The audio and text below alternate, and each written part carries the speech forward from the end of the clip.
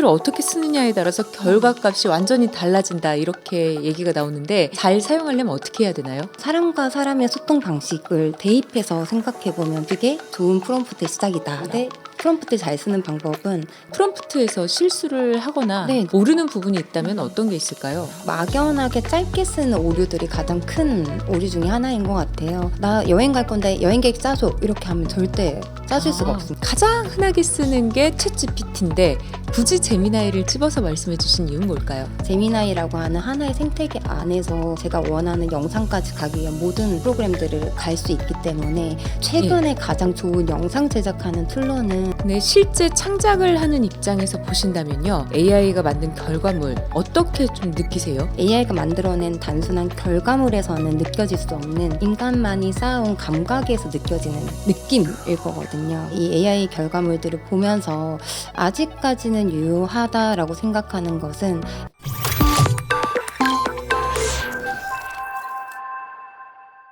영도와 백도 사이 AI 기술의 온도를 확인하는 시간, 기술의 온도 한정현입니다. 주변에서 AI가 좋다는데 건드리지 못하겠어요, 이런 말씀 하시는 분들 보신 적 있으신가요? 그런데 재밌는 사실이 있습니다. 우리나라 근로자 10명 가운데 6명 이상이 이미 생성형 AI 사용해본 경험이 있다라고 대답을 했습니다. 우리는 이런 변화를 어떻게 받아들여야 할까요? 안무가로 활동하면서 누구나 AI를 일상생활에서 쉽게 쓸 수 있도록 돕고 계신 분입니다. 연희스트 김혜연 대표 모셨습니다. 어서 오세요. 네, 안녕하세요. 저는 현재 무용수이자 안무가 그리고 예술 콘텐츠 기획사 연희스트 컴퍼니를 운영하고 있습니다. 안무가이면서 AI 전문가시잖아요. 얼핏 생각하기에 이 두 분야가 상당히 거리가 있는 것 같은데 어떻게 두 분야를 함께 일을 하게 되셨습니까? 정확하게는 AI 전문가라는 표현보다는 AI를 활용하고 있는 예술가라고 표현을 하는 게 더 적합할 것 같긴 한데요. 제가 AI를 작업에도 함께 들어와야겠다라고 했던 결정적인 계기가 있었습니다. 바로 2021년도에 현대자동차에서 보스턴 다이나믹스라고 하는 AI 탑재 로봇을 인수를 하는 과정이 예. 있었습니다. 바로 네발 로봇 스팟이라고 하는 로봇이었는데요. 그 스팟이라고 하는 네발 로봇과 함께 작업을 하는 안무가로 선정이 되어서 공연을 선보이는 기회가 있었어요.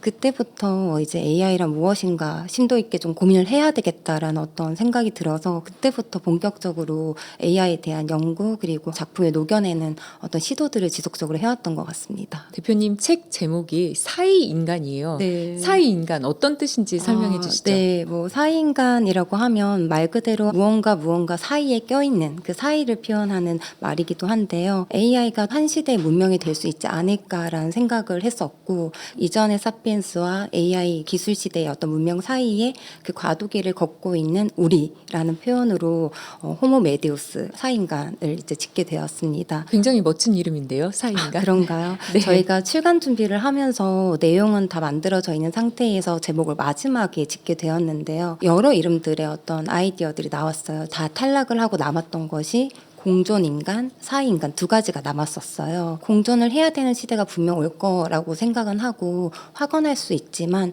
앞으로 공존하게 될 시대를 대비해서 지금의 우리는 어떤 고민을 해야 좋을까, 과도기를 나누는 사람으로서 사이인간이라고 하는 고민을 조금 나누면 좋겠다라고 생각을 하고 결과적으로는 사이인간이 채택이 되었습니다. 본격적인 얘기를 하기에 앞서서 대표님께서 체감하고 계신 현재 AI는 몇 도 정도 될까요? 지금 현재 이제 제가 체감하는 저에게에서의 온도 말고 지금 시대성에 대한 AI의 온도를 먼저 얘기를 드리자면 거의 100도를 넘었다고 봐야 되지 않을까. 이미 갈 만큼 다 갖다 끌었다. 아니요, 더 갈 텐데 우리가 네. 생각하는 기준이 100이라고 하는 예. 맥심의 기준이 있다면 그걸 상상 초월하는 온도로 넘어가지 않을까? 다만 지금까지는 사람이 예측할 수 있는 상한선까지는 와 있다라고 생각이 들고 이게 앞으로 어떤 온도로 나아갈지는 예측하기 정말 어려울 만큼 그 온도가 뜨거울 것 같다라는 생각을 하고 있습니다. 그렇다면 대표님께서 보시는 개인의 온도는 어느 정도일까요? 개인의 온도는 현재 한 7, 80% 정도 저에게는 AI 온도가 굉장히 100으로 가 있었는데 최근 2026년도 1월부터 급격하게 뭐 피지컬 AI의 어떤 발전 속도, 많은 AI 변화들을 통해서 그 속도에 저도 못 쫓아가겠다라는 두려움과 불안이 들 정도로 예민하게 받아들이고 있고 나의 온도를 지키면서 쫓아가야겠다. 그래서 온도를 살짝 70~80% 낮춘 상태입니다. 이제는 천천히 가도 되겠다라고 속도 조절을 하고 계신 그런 상태. 가도 되겠다보다는 네. 천천히 가야겠다. 그래요? 왜냐하면 너무 빠르기 때문에 그 속도에 따라갈 수 없다라는 걸 인정하기도 해야 된다라는 입장인 그렇군요. 거죠. 네. 요즘에 AI 하면요, 프롬프트라는 단어를 많이 쓰잖아요. 네. 이 프롬프트를 어떻게 쓰느냐에 따라서 결과값이 완전히 달라진다 이렇게 얘기가 나오는데 잘 사용하려면 어떻게 해야 되나요? 이 방송을 보는 분들의 어떤 그 단계를 조금 얘기를 하자면 많이 사용하지 않은 분들에게 조금 도움이 되지 않을까라는 생각을 한편으로 해봐요. 단순히 AI에게 말을 거는 텍스트를 프롬프트라고 이해를 하시면 좋을 것 같고 예. 그거를 잘 쓰는 방법은 사람과 사람의 소통 방식을 대입해서 생각해보면 좀 쉽게 되지 않을까 싶습니다. 예를 들면은 저 지금 커피가 먹고 싶어요 하면은 어떤 커피요가 되잖아요. 네. 근데 프롬프트 잘 쓰는 방법은 처음부터 제가 친절하게 조금 더 설명을 곁들여 주는 거거든요. 저 오늘 지금 좀 덥고 라떼를 좋아하긴 하는데 오늘은 아이스 아메리카노 먹고 싶은데요. 라고 하면 모든 정보가 아나운서님에게 들어가죠. 이제 소통을 할 때 단면적인 말이 아니라 상대가 어떻게 하면 나의 의사를 조금 더 섬세하게 이해할 수 있게 할까라는 차원에서의 대화를 시작한다면 그게 좋은 프롬프트의 시작이다. 같은 AI를 써도요, 누구는 정말 유용하다라고 얘기를 하고 어떤 사람은 별로 도움 안 된다 이러는데 이 차이가 결국에는 프롬프트에 있었던 건가요? 네, 맞습니다. 뭐 프롬프트를 어떻게 설계했느냐라고도 표현을 하고 조금 더 심도 있게 얘기를 하자면 구조화라고 얘기를 합니다. 내가 무엇을 어떻게 왜 서사를 통해서 질문을 하게 되면 구조의 논리에 의해서 답변을 해줘요. 결국에는 AI가 주는 답변은 인간의 마음과 감정을 해석하는 게 아니라 인간이 준 데이터를 기반으로 평균값을 내서 답을 주는 거기 때문에 내가 주는 데이터의 값이 얼마만큼 명확하냐 그리고 구조화되어 있느냐에 따라서 AI도 제가 원하는 답을 구조적으로 설명해 줄 수 있다.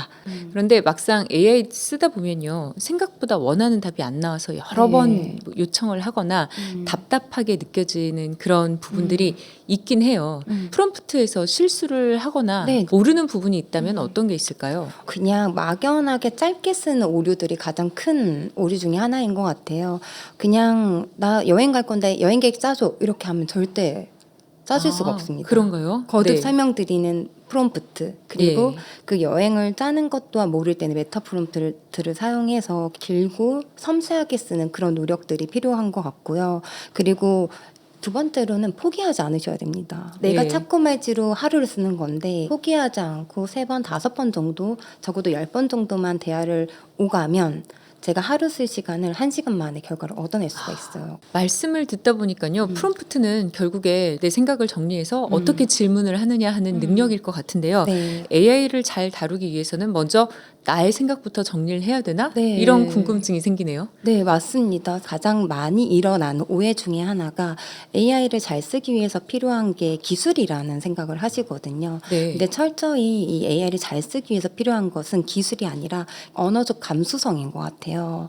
저희 사이인간 책에도 나오는 인터뷰 중에 한 분이신 고려대학교 언어학자 신지영 교수님께서도 내가 표현하고자 하는 언어의 어떤 온도 그리고 그 감성을 넣은 소통으로 생각을 해서 대화를 하게 되면은 잘 쓸 수 있다라고 이야기를 하시거든요. 김대식 교수님도 송기령 작가님께서도 지금 AI를 잘 쓰는 사람은 기술과 코딩을 알던 뭐 공대생들, 공학자들이 아니라 문법과 언어적 그리고 사람에 대한 소통의 이해가 있는 문과생들이 더 잘 활용할 수 있다라는 이야기들을 해주고 계세요. 근데 이제 언어의 온도를 따뜻하게 AI하고 대화를 한다면요, 그러면 어떻게 해야 되죠? 먼저 첫 번째로 나의 정보를 넣어주는 게 좋습니다. 네. 페르소나 라고 하죠. 네. 내가 역할 따라 나의 정체성과 상황들이 바뀌는데 내가 원하고자 하는 답에 어떤 페르소나를 넣어주는 거예요. 나는 지금 강연을 기획하는 기획자야 라고 넣어줄 수도 있고 네. 반면 AI에게 그거를 넣어줄 수도 있어요.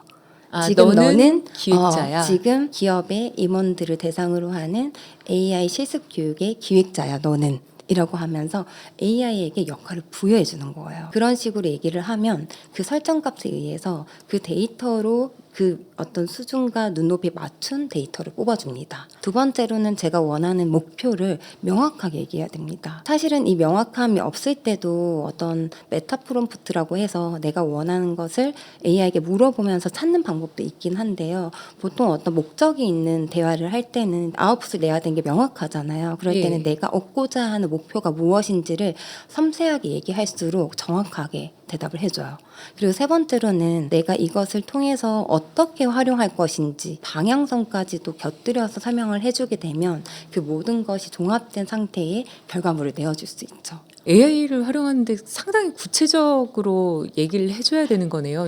네, 맞습니다. 네. 최근에 방송인 홍진경 씨와 네, 함께 네. AI 영상을 만드는 과정이 유튜브에 공개가 됐습니다. 네. 내용 중에 아까 잠깐 언급하셨는데 메타 프롬프트라는 게 나오는데요. 메타 프롬프트에 대해서 조금 더 자세히 설명해 주시죠. 네, 메타 프롬프트라고 하는 것은 결국엔 저희가 어떤 답을 얻고자 하는 것 때문에 AI를 활용하게 될 텐데 사실상 가장 어려운 것이 내가 무엇을 원하는지 모를 때 네, 그리고 그렇죠. 원하는 게 어렴풋하게 있고 명확하게 있으나 이것을 어떻게 이야기를 해야 될지 모를 때 AI를 사용하지 않게 되는 그런 결과로 가기도 하거든요. 근데 지금 AI의 수준은 굉장히 높기 때문에 추론을 다 해요. 하나의 단어만 던져줘도 그 안에서 추론을 하고 역질문을 통해서 내가 원하는 것들의 결과까지 끌고 가주는 어떤 동행을 해주기도 합니다. 그래서 그럴 네. 때 필요한 게 바로 메타 프롬프트인데요. 그래서 질문을 하는 겁니다. 지금 어렴풋하게 나는 이런 것들을 원하는 것 같은데 잘 뭔지 모르겠어 라는 질문을 통해서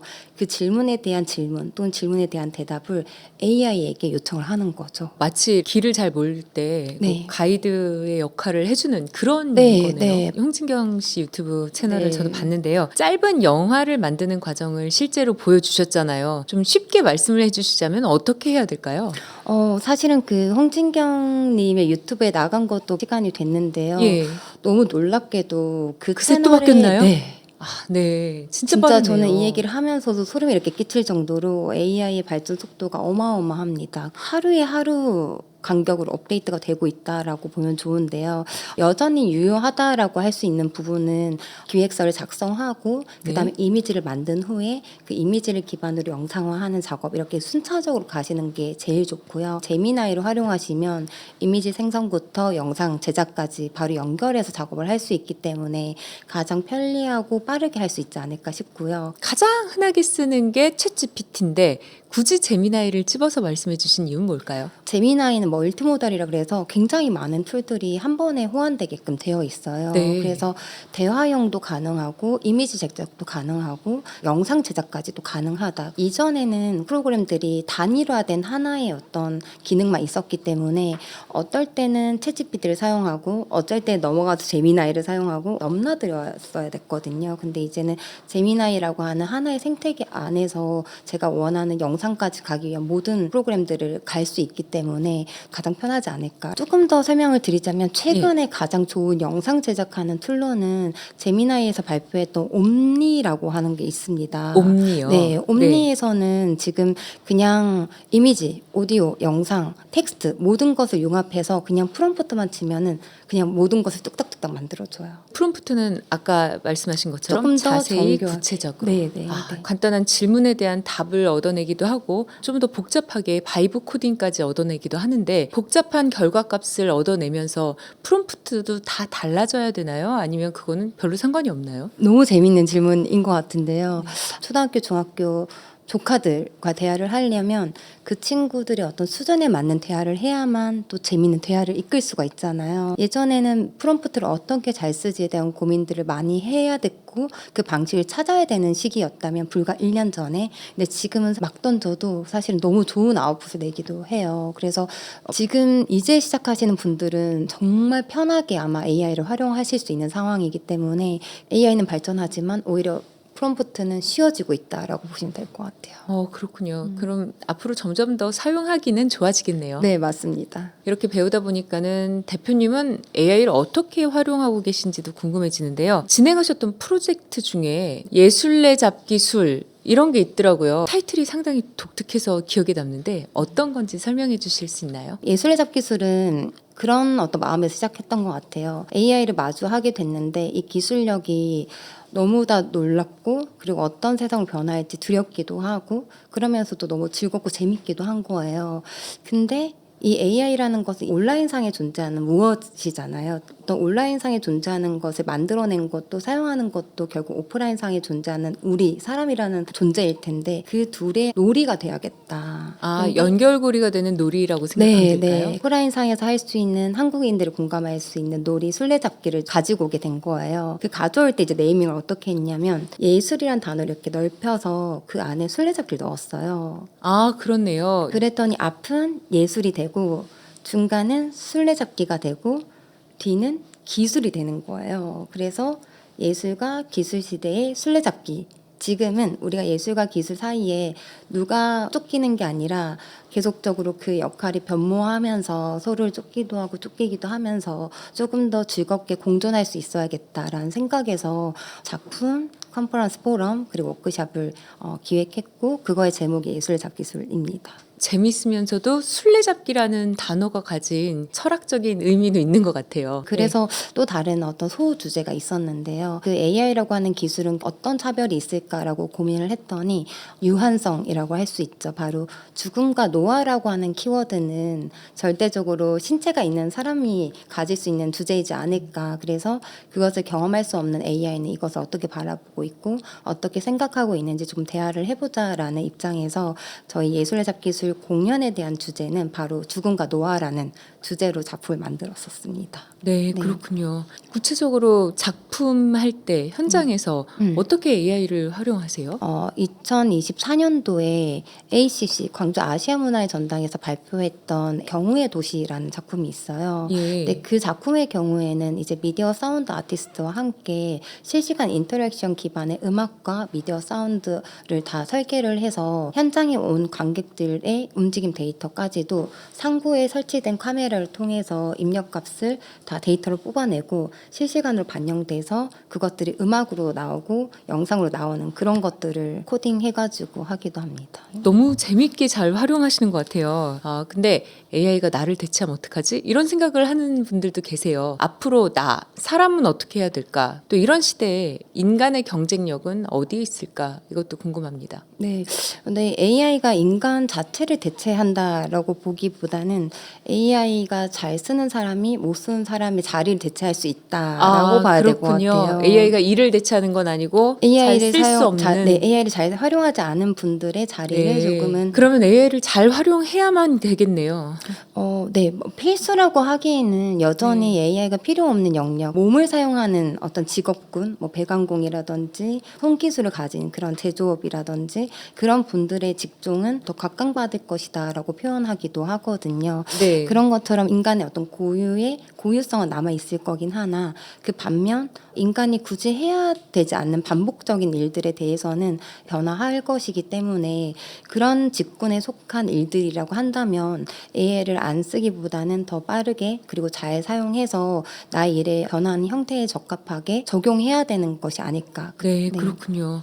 AI가 음악도 만들고 그림도 그리고 이런 시대가 왔잖아요. 근데 실제 창작을 하는 입장에서 보신다면요.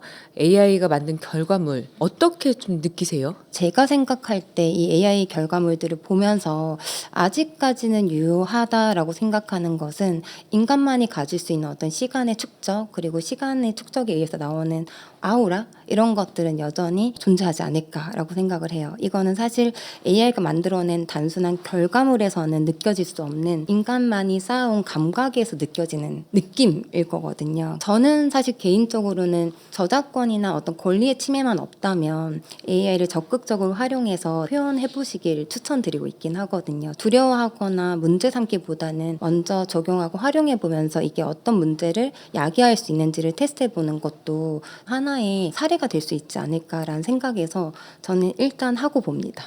아, 그러시군요. 네. AI가 만든 것은 진짜야 가짜야라고 규정하는 것도 아니고 사람이 느낀 것, 받아들이는 상태, 생각 이게 그냥 규정이 돼야 되는 다양성에 대한 이해가 더 필요해진 시대라고 봐야 될 것 같습니다. 다양성은 좀 시대가 발전할수록 더 많이 얘기가 되는데 AI 시대 역시도 다양성에 대한 얘기가 나오는군요. 저는 사실 이런 고민이 생겨요. 요즘 학생들은 AI 시대에 뭘 배우고 또 나중에 어떤 직업을 가져야지 살아갈 수 있을까? 이게 엄마로서 고민이거든요. 그런 거에 대해서는 어떻게 말씀해 주실 수 있을까요? 결국에는 변하지 않는 본질은 유효할 거라고 생각해 보는 요즘이기도 합니다. 그래서 결국에는 좋은 질문을 하는 개인의 능력과 또 창의적인 사고 이런 것들은 AI가 초기에 주지 않거든요. 사람이 해야 되는 능력이기 때문에 AI 문법으로 넘어가기 전인 어떤 사람의 문법이 너무 중요할 거라고 생각을 하고 결국에는 책을 읽는 것 아, 네. 그리고 몸을 통해서 음악이든 뭐 춤을 추는 것이든 예체능 활동을 많이 하는 것 결국에는 감정과 생각과 그것의 어떤 균형이 중요하지 않을까라고 생각을 합니다. 사회성을 좀 많이 길러주기 위해서는 또 AI와 거리를 둬야 되지 않을까라는 생각도 하는데 상당히 조율하기가 쉽진 않겠네요. 오프라인 기존의 사람들이 하는 이 어떤 사회성을 기반으로 하되 반은 AI를 넣은 사회성의 환경 안에 또 놓여지는 두 가지의 균형이 필요하겠죠. 어떤 감각 경험, 예술적 경험을 늘리기 위해서 AI 빈도가 줄어드는 것이 답이 아니라 그 두 가지를 고루고루 균형 있게 가져가는 것이 아마 지금 부모님들이 가져야 될 어떤 고민 중에 네. 해결점이 아닐까 생각합니다. 앞서서 대표님은 AI와 협업하신다 이렇게 말씀을 하셨는데 제가 알기로는요 원래 기존에 존재하던 것들을 이제 학습을 해서 답을 내놓는 걸로 알고 있거든요. 그렇다면 안무 같은 거는 저작권이나 이런 게 문제가 되거나 그런 경우는 없었나요? 문제되는 경우들도 아마 있을 것 같습니다. 문제를 됐다라기보다는 하나 좋은 예시로 그 웨인 맥그리거라고 하는 안무가가 계신데 네. 그 구글 아트컬처에서 개발한 앱이 또 하나 있어요. 바로 리빙 아카이브라고 해서 안무가가 만들었던 모든 작품의 안무 데이터들을 이 리빙 아카이브라고 하는 그 AI 툴에 다 넣었어요. 그걸 기반으로 안무를 설계해 볼 수 있는 어떤 안무가 어떻게 생성될 수 있는지를 미리 예측하고 볼 수 있는 툴들이 있거든요. 예. 그런 식으로 저작권 문제보다는 나의 저작권을 하나의 툴 안에 넣어서 공유한다거나 또는 정리하는 차원에서 AI를 쓸 수도 있고 반면 AI가 주는 답변을 그대로 수용하게 되면 사실 저작권의 문제가 너무 발생하죠. 결국에는 내가 썼던 목적성 안에 자기화 과정, 이 절차가 무조건적으로 들어가야 된다라고 볼 수 있고 그런 측면에서 이제 저작권적인 부분이 문제가 될 경우에는 항상 표기를 해주는 것들, 명시해주는 그런 개인의 자기 검열 조건화들이 필요하지 않을까라고 생각을 하고 있고요. 저는 이제 도구적 차원을 넘어서서 개념적 차원, 방법론 이런 것들을 개인적으로 개발을 하고 있어요. 네. 예를 들면은 이제 AI가 만들어진 학습 방법들 이런 것들을 차용을 해서 안무법으로 다시 전환을 하는 거죠. AI가 반복적으로 실수를 하되 그 쌓여지는 과정 안에서 최상의 결과를 찾는 학습법으로 강화학습이라는 게 있는데 그것처럼 데이터를 하나하나 쌓아가는 과정을 움직임 방법론으로 가지고 오는 거예요. 그냥 이래 몸이 흐르는 어떤 무브먼트로 바로 춤을 추는 게 아니라 하나하나 이렇게 설계를 그러니까 경우의 수에 따라서 어떻게 확장될 수 있는지 이런 것들을 통해서 새로운 안무 방법을 만들어서 그걸 안무하는 과정으로 넘어가는 그런 개념적인 접근도 가능할 것 같고요. 유리컵 하나일 수 있지만 유리컵이 꽃병이 될 수도 있고 장식품이 될 수 있고 그런 것처럼 하나의 AI를 하나로 보는 게 아니라 다양한 관점에서 어떻게 사용할 건지에 대해서 조금 다각화된 관점으로 본다면 조금 더 폭넓게 사용할 수 있는 방법이 되지 않을까라고 생각을 하고 저 또한 작품에 어떻게 하면은 저다운 방법으로 AI를 활용하지라는 고민들을 찾아가는 과정에 있습니다. 네. 자, 이제 벌써 정리를 해볼 시간까지 왔습니다. 기술 발전에 따른 우리 모두의 삶이 빠르게 변하고 있는데요. 대표님, AI 시대에 배울 것도 생각할 것도 많아지는 우리 사이 인간들, 이 사이 인간 동지들에게 하고 싶으신 말씀 있으신가요? 너무 감사한 질문인 것 같은데요. 김대식 교수님과 또 우리 출판 관계자분들과 함께 했던 이야기 중에 하나는 결국 이 한 단어였던 것 같아요. 불안함보다는 가능성. 쫓아가야 되나 말아야 되나라는 고민, 그리고 나의 일자리가 대체되지 않을까 하는 불안함들이 많은 것도 사실이긴 하나 사실 그 반대에 되는 어떤 가능성에 조금 더 주목을 하면 좋지 않을까라고 생각을 하는데요. 네. 어떻게 보면은 AI라고 하는 새로운 시대의 출현으로 인해서 모두가 어떤 동등한 출발선에 서 있다라고 봐도 좋을 것 같아요. 똑같은 출발선에 있다라는 것이 이 어떤 사회 인간으로서의 가능성이라고 표현할 수 있지 않을까 생각을 하고요.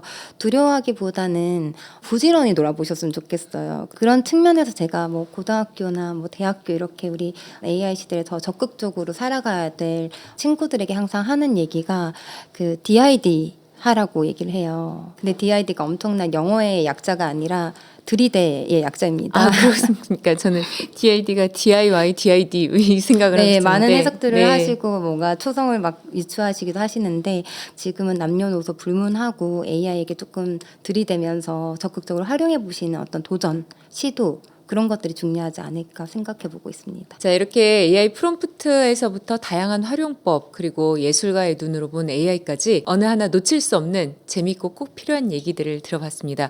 저는 오늘 너무 재밌었어요. 대표님 어떠셨나요? 네, 저도 너무 재밌었습니다. 아, 정말 재밌었습니다. 제가 생각하고 있는 어떤 시작점, 그리고 과정, 그리고 앞으로에 대한 생각들을 나눌 수 있는 시간이지 않았나 생각해서 정말 즐겁게 함께 했습니다. 감사합니다. 네, 고맙습니다. AI에게 말을 건네는 순간 어쩌면 이 작은 질문이요, 물꼬가 돼서요, AI 시대를 살아가는 사이 인간으로서 더 많은 경험을 해볼지 않을까라는 생각이 듭니다. 기술의 온도, 오늘 준비한 내용은 여기까지입니다. 다음 시간에도 흥미로운 기술 이야기로 돌아오겠습니다. 시청해주신 여러분 고맙습니다.